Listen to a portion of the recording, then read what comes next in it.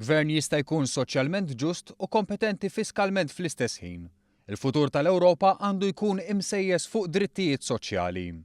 Hekk sostna l-Prim Ministru Joseph Muscat li bħala President tal-Kunsill tal-Unjoni Ewropea attenda għal summit soċjali tar-rebbija li serva biex sħab soċjali Ewropej jiddiskutu il-futur tal-Unjoni Ewropea.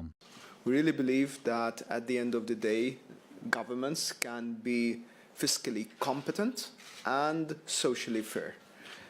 Obviously, it depends on the national setup of each country. Fil-preżenza tal-President tal-Kunsill Ewropew Donald Tusk u l-President tal-Kummissjoni Ewropea Jean-Claude Juncker sħab soċjali tkellmu dwar il-miżuri għal tkabbir ekonomiku, ħolqien tal-impjiegi u inklużjoni soċjali.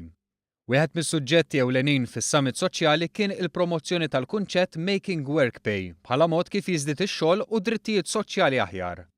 Il-Prim Ministru Joseph Muscat qal li tkabbir ekonomiku u iktar xogħol jistgħu jinkisbu biss b'deċiżjonijiet qawwija bħal tnaqqis tat-taxxi, żieda fl-investiment, tnaqqis tal-burokrazija u billi l-industrija tkun iktar kompetittiva.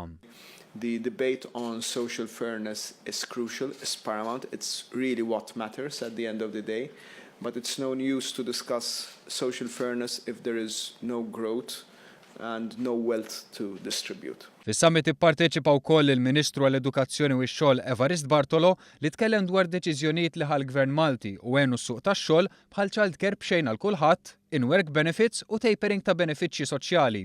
Spjega li l-Ewropa qed timxi l quddiem u tinvesti ħafna fl-infrastruttura imma hemm bżonn ninvestu fil-ħiliet. Is-summit ġie indirizzat ukoll mill-President tal-Kamra tal-Kummerċ Maltija Anton Borġ, is-Segretarju Ġenerali tal-General Workers Union Joseph Buġejja u d-Direttur Ġenerali tal-Assoċjazzjoni Maltija ta' min ħaddem Joseph Farrugia.